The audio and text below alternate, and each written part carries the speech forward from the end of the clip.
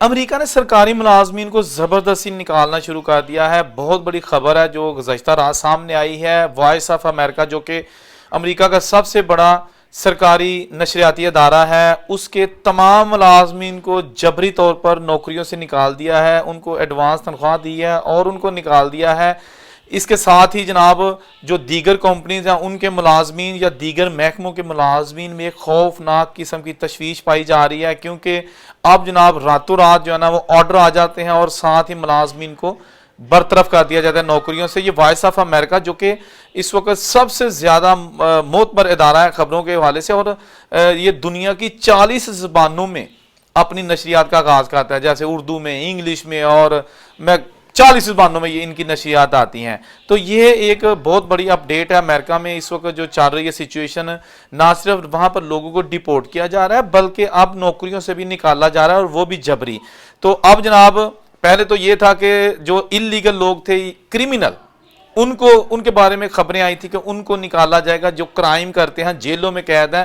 ان کو Donald Trump نکالے گا. لیکن ان کو نکالا، اس کے ساتھ ساتھ انہوں نے کہا کہ نہیں، جس کے پاس ڈاکومنٹس نہیں ہے، ویزا نہیں ہے، کوئی رہنے کا جواز نہیں ہے، اس کو بھی نکالا جائے گا. وہ بھی جناب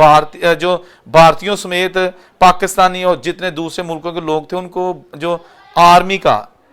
امریکن آرمی کا C-17 فوجی طیارہ، اس میں بھر بھر کر ان کے ملکوں میں لے جایا جا رہا ہے، لے جا چکے ہیں، ابھی بھی لے جایا جا رہا ہے. اس کے بعد پھر یہ ہو گیا کہ جن کے پاس ویزے تھے یا سٹڈی ویزے پر تھے یا گرین کارڈ والے تھے، ان کو یہ ٹینشن نہیں تھی. وہ کہتے تھے کہ ہمارے پاس تو ویزا ہے، ہمارے پاس تو گرین کارڈ ہے، ہم تو یہاں پہ رہنے کے حقدار ہیں. لیکن ان کا یہ دعویٰ بھی جھوٹا ہو گیا جب ڈونلڈ ٹرمپ نے ایسے طلباء کے خلاف کارروائی کرنے کا آغاز کر دیا جو کہ اسرائیل کے خلاف اور فلسطین کے حق میں یونیورسٹی اور کالجز میں مظاہرے کرتے رہے، جن میں کولمبیا یونیورسٹی اس وقت سر فہرست ہے. وہاں کے نہ صرف ڈونلڈ ٹرمپ نے فنڈز منجمد کر دیے ہیں، بلکہ وہاں پر جو اسٹوڈنٹ لیڈر تھے جنہوں نے ان احتجاج کی کال دی تھی اور اس کو لیڈ کیا تھا، جن میں محمد خلیل اور ایک اور خاتون ہے، ان کو بھی گرفتار کر لیا، حالانکہ ان کے پاس رہنے کا جواز تھا وہاں پہ. ٹھیک ہے نا. لیکن انہوں نے کہا کہ جی ہم جس کو چاہیں گرفتار کر سکتے ہیں، جس کو چاہیں ڈیپورٹ کر سکتے ہیں. گرین کارڈ ہونا یا ویزا ہونا اس چیز کی گارنٹی نہیں ہے کہ ہم اس کو چھوڑ دیں گے اگر وہ ہماری ریکوائرمنٹس کے خلاف کام کرے گا. ٹھیک ہو گیا. تو اب جناب وہ جو لوگ تھے جن کے پاس ویزا تھا، سٹڈی ویزا، بہت سارے ایسے اسٹوڈنٹس ہیں کولمبیا یونیورسٹی کے جن کے ویزے بھی جو ہے نا وہ انہوں نے منسوخ کر دیے ہیں. ابھی وہ سٹڈی کر رہے تھے، ان کے ویزے تھے سال کے 2 سال کے، وہ منسوخ کر دیے ہیں. جس کی مثال ایک انڈین لڑکی ہے جو کہ شری نواسن نامی لڑکی ہے، سنجنی. وہ جناب وہاں پہ PhD کرنے گئی ہوئی تھی کولمبیا یونیورسٹی میں، اور اس کے پاس ویزا تھا، لیکن وہ بھی احتجاج میں شامل تھی، جس کو جناب 5 جنوری کو اس کا ویزا منسوخ کر دیا گیا. اور جو ایپ بنائی گئی ہے امریکہ کی جانب سے، وہ جناب جس میں سیلف ڈیپورٹ خود کو کر سکتے ہیں آپ، تو اس میں جناب اس نے اپنے آپ کو ڈال کے وہ انڈیا واپس آ گئی ہے. تو اب جناب بات بہت حد تک بڑھ چکی ہے، لوگوں کی مراد ختم کی جا رہی ہیں. جو سرکاری ملازمین تھے یا کسی بھی کمپنی کے ملازمین تھے، ان کے کانٹریکٹ منسوخ کروائے جا رہے ہیں. اگر کسی کمپنی نے غیر ملکی افراد کو رکھا ہوا تھا تو اس کے کانٹریکٹ منسوخ کروائے جا رہے ہیں کہ ان کے کانٹریکٹ منسوخ کر دو تاکہ ہم ان کو ویزا ختم ہونے سے پہلے ہی واپس بھیج دیں. اتنی زیادہ سختیاں آ گئی ہیں سامنے امریکہ کی جانب سے. لیکن یہ ساری چیزیں جناب اس وقت شروع ہوئی جب 20 جنوری کو ڈونلڈ ٹرمپ نے اپنے عہدے کا حلف لیا اور ساتھ ہی ایگزیکٹو آرڈر جاری کر دیے، جس میں بہت سارے دوسرے آرڈر بھی تھے. لیکن یہ جناب ایک سب سے بڑا ٹارگٹ ڈونلڈ ٹرمپ صاحب نے رکھا ہوا تھا کہ جتنے بھی یہاں پر غیر ملکی ہیں، 1 کروڑ سے زائد لوگ ہیں ایسے انلیگل جو کہ امریکن سرزمین پر رہ رہے ہیں، خواہ وہ ویزا لے کے آئے تھے اور وہاں کے انلیگل ہو گئے، خواہ وہ کینیڈا کی حدود کراس کر کے امریکہ میں آئے تھے، خواہ وہ میکسیکو کا بارڈر کراس کر کے آئے تھے، جیسے بھی آئے تھے، وہ ان کے پاس ڈاکومنٹس نہیں ہیں، ان کے خلاف گھیرا تنگ کیا جا رہا ہے. لیکن یہاں پر ایک چیز آپ کو بتا دوں کہ وہاں پر سب سے زیادہ جو انلیگل ہے وہ کام کرتے ہیں کھیتی باڑی کا، زرعی کام کرتے ہیں دور دراز کے علاقوں میں جہاں پر عام فورسز چھاپا مارنے کے لیے کم ہی جاتی ہیں. تو لیکن اب فورسز جو آئس والے ہیں، ICE، یہ وہاں بھی جا رہے ہیں. ٹھیک ہے نا. تو وہاں امیگریشن والے جو ہے نا وہ چھاپے مار رہے ہیں، اور وہاں پر جو کھیتی باڑی کا نظام ہے وہ بھی ڈسٹرب ہو چکا ہے. جو کسان ہے گورے کسان ہیں، انہوں نے بھی احتجاج کیا ہے کہ ہمارے پاس لیبر ختم ہوتی جا رہی ہے، لوگ کام پہ نہیں آ رہے، ہماری فصلیں تیار ہیں، پھل توڑنے والا کوئی نہیں ہے،